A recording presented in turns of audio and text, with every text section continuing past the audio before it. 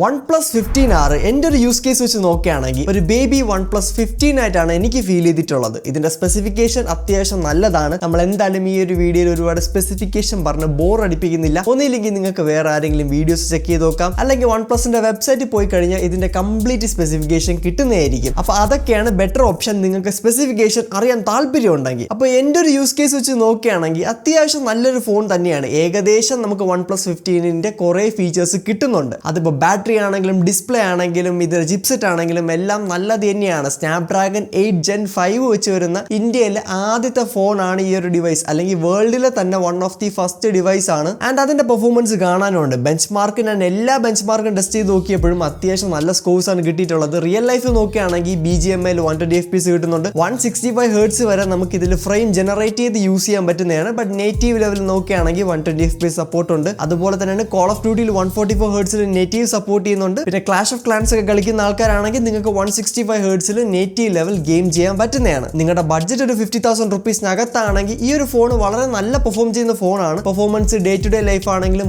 ഒരു ഇഷ്യൂസും ഇല്ല. നല്ല ഫ്ലൂയിഡ് സോഫ്റ്റ്വെയർ എക്സ്പീരിയൻസ് ആണ്. ഞാൻ ഈ വർഷം യൂസ് ചെയ്ത ഏറ്റവും ബെസ്റ്റ് സോഫ്റ്റ്വെയർ എക്സ്പീരിയൻസും ഈ ഒരു കളർ OS അല്ലെങ്കിൽ ഈ ഒരു ഓക്സിജൻ OS 16 ആണ്. ഞാൻ ഒരുപാട് രീതിയിൽ ഓപ്പോന്റെയും OnePlusന്റെ ഒക്കെ ഫ്ലാഗ്ഷിപ്പ് ഡിവൈസുകളും ബഡ്ജറ്റ് ഡിവൈസും ഒക്കെ ടെസ്റ്റ് ചെയ്തിട്ടാണ് പറയുന്നത്. ഓപ്പോന്റെ കളർ OS ആണ് ഈ വർഷം ഇറങ്ങിയതിൽ ഏറ്റവും ബെസ്റ്റ് സോഫ്റ്റ്വെയർ. അത് ഈ ഒരു ഫോണിലും അതൊക്കെ തന്നെയാണ് എനിക്ക് എക്സ്പീരിയൻസ് കിട്ടിയിട്ടുണ്ടായിരുന്നത്. പിന്നെ എനിക്ക് പേഴ്സണലി ഒട്ടും ഇഷ്ടപ്പെടാത്ത ഒരു ഫീച്ചറാണ് ഇവരെ മൈൻഡ് സ്പേസ് എന്ന് പറയുന്ന AI ബട്ടൺ. അത് നിങ്ങൾക്ക് യൂസ് ചെയ്യാൻ താല്പര്യമില്ലെങ്കിൽ സൈലന്റ് ബട്ടൺ ആയിട്ട് യൂസ് ചെയ്യാവുന്നതാണ്. ഞാൻ പേഴ്സണലി സൈലന്റ് ബട്ടൺ ആയിട്ടാണ് ഈ ഒരു ഫീച്ചർ യൂസ് ചെയ്യുന്നത്. എനിക്ക് അതിന്റെ മൈൻഡ് സ്പേസ് ഭയങ്കര യൂസ്ഫുൾ ആയിട്ടൊന്നും ഫീൽ ചെയ്തിട്ടില്ല. പിന്നെ നിങ്ങൾക്ക് ഇതുപോലത്തെ ജെന്യൂൻ ആയിട്ടുള്ള വീഡിയോസ് ഒക്കെ താല്പര്യം ഉണ്ടെങ്കിൽ തീർച്ചയായും ചാനൽ സബ്സ്ക്രൈബ് ചെയ്ത് സപ്പോർട്ട് ചെയ്യുകയാണെങ്കിൽ ഇതുപോലെ എല്ലാ ഫോൺസിന്റെ ജെന്യൂൻ വീഡിയോസ് നിങ്ങൾക്ക് കാണാൻ പറ്റുന്നതാണ്. നമ്മുടെ വീഡിയോസ് നോക്കുകയാണെങ്കിൽ കൊള്ളാമെങ്കിൽ കൊള്ളാന്ന് പറയും, കൊള്ളത്തില്ലെങ്കിൽ കൊള്ളത്തില്ല എന്ന് തന്നെ പറയും. അത് ഈ ഒരു ഫോൺ നോക്കുകയാണെങ്കിലും പല ഏരിയാസ് എനിക്ക് ഇഷ്ടപ്പെട്ടിട്ടില്ല, പല ഏരിയാസ് നല്ലോണം ഇഷ്ടപ്പെട്ടിട്ടുണ്ട്. അപ്പോൾ നിങ്ങളുടെ പർപ്പസ് എന്താണെന്ന് നോക്കിയിട്ട് നിങ്ങൾക്ക് ഈ ഒരു ഫോണിലുള്ള നല്ല കാര്യങ്ങളും അല്ലെങ്കിൽ ഇതിന്റെ ബാഡ് ആയിട്ടുള്ള ഫീച്ചേഴ്സ് ഒക്കെ നോക്കിയിട്ട് നിങ്ങൾക്ക് അതൊക്കെ അഡ്ജസ്റ്റ് ചെയ്യാമെന്നുണ്ടെങ്കിൽ അത് ഇതല്ല. ഞാൻ വീഡിയോ ചെയ്യുന്ന ഏതൊരു ഫോൺ ആണെങ്കിലും നിങ്ങളുടെ ഒരു പേഴ്സണൽ ചോയ്സും നിങ്ങൾക്ക് ആവശ്യമുള്ള സ്പെസിഫിക്കേഷൻ നോക്കിയിട്ട് വേണം പർച്ചേസ് ചെയ്യാൻ വേണ്ടി. പിന്നെ ഇതിന്റെ ഡിസ്പ്ലേ 165 Hz ആണെന്ന് ഞാൻ ഓൾറെഡി പറഞ്ഞു. അപ്പോൾ ഇതിന്റെ ഡിസ്പ്ലേ എന്ന് പറയുന്നത് ഒരു 6.83 ഇഞ്ചിന്റെ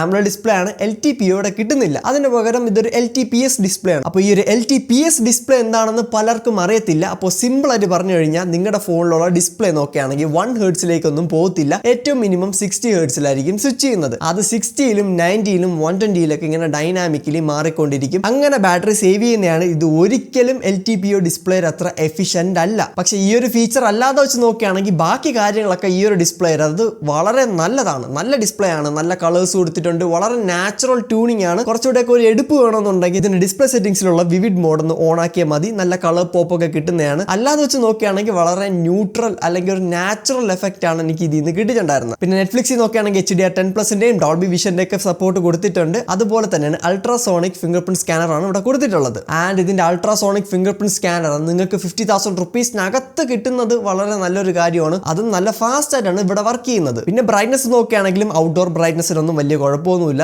നല്ലൊരു ഡിസ്പ്ലേ പാനലാണ്. അപ്പോൾ ഓവറോൾ പറയാനാണെങ്കിൽ ഇതിന്റെ സ്പെസിഫിക്കേഷൻ നല്ലതാണ്. അപ്പോൾ എൻ്റെ ഒരു യൂസ് കേസ് വെച്ച് നോക്കുകയാണെങ്കിൽ ഇതിന്റെ ഡിസ്പ്ലേ ആണെങ്കിലും പെർഫോമൻസ് ആണെങ്കിലും ബാക്കിയുള്ള ഇതുപോലത്തെ സ്പെസിഫിക്കേഷൻ ഒക്കെ വളരെ നല്ലതായിട്ടാണ് ഫീൽ ചെയ്തിട്ടുള്ളത്. പിന്നെ ഇതിന്റെ ഒരു മെയിൻ അട്രാക്ഷൻ ഇത് മെറ്റൽ ഫ്രെയിം ആണ് കൊടുത്തിട്ടുള്ളത്. ബാക്ക് ഗ്ലാസ് ആണ്. ഇതിന്റെ ഒരു പർപ്പിൾ കളർ വരുന്നുണ്ട്. അത് പർച്ചേസ് ചെയ്യുകയാണെങ്കിൽ നിങ്ങൾക്ക് ഒരിക്കലും ഗ്ലാസ് കിട്ടത്തില്ല. അതൊരു പ്ലാസ്റ്റിക് ബാക്ക് ആണ്. അതല്ലാതെ ഇതിന്റെ ബ്ലാക്കും ഈ ഒരു കിടിലൻ ഗ്രീൻ കളറും പർച്ചേസ് ചെയ്യുന്നുണ്ടെങ്കിൽ നിങ്ങൾക്ക് എന്തായാലും ഗ്ലാസ് ബാക്ക് ആണ് കിട്ടാൻ പോകുന്നത്.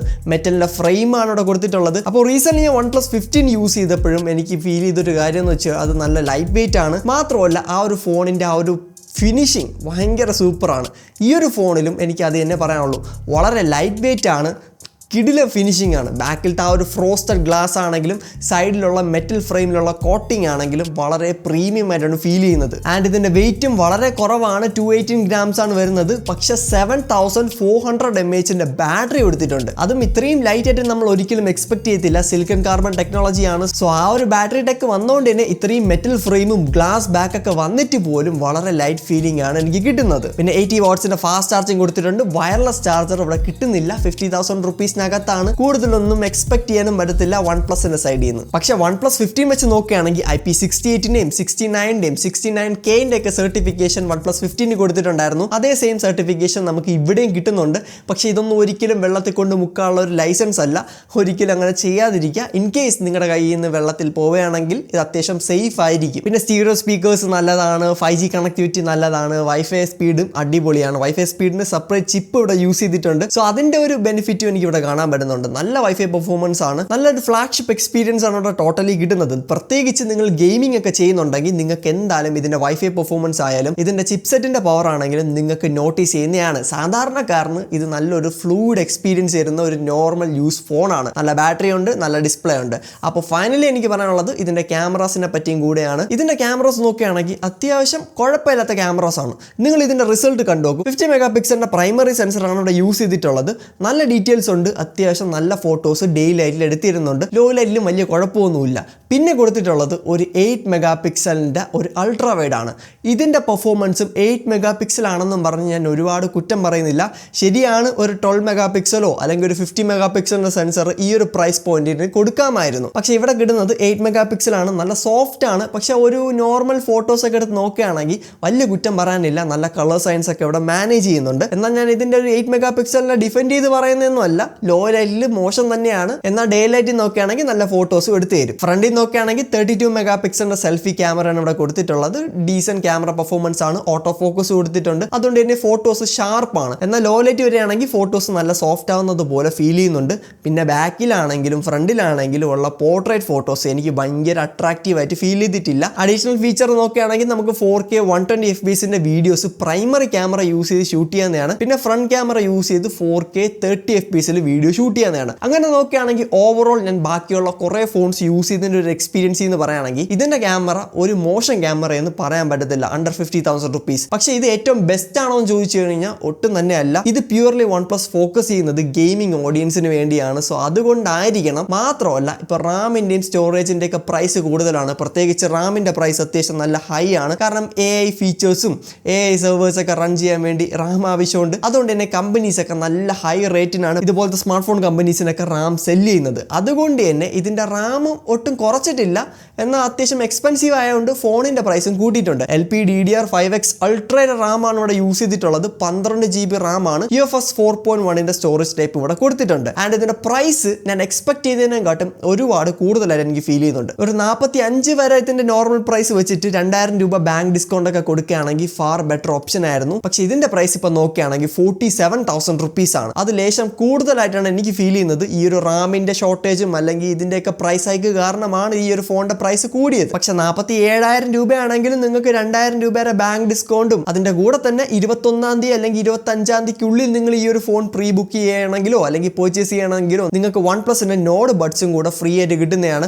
അറൌണ്ട് 3,000 or 2,000 റുപ്പീസ് വിലയുള്ള ഒരു ബഡ്സ് ആണ്. സോ അത് നിങ്ങൾക്ക് ഈ ഒരു ഫോണിന്റെ കൂടെ ബണ്ടിലായിട്ട് കിട്ടും. സോ ഓവറോൾ നോക്കുകയാണെങ്കിൽ ബോക്സിൽ ചാർജർ ഉണ്ട്, കേസ് ഉണ്ട്.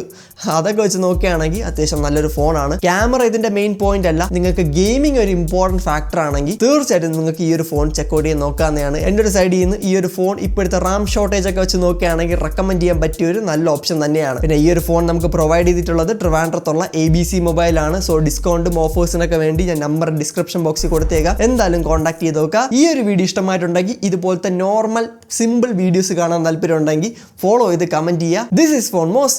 അടുത്ത വീഡിയോ കാണാം. Good by.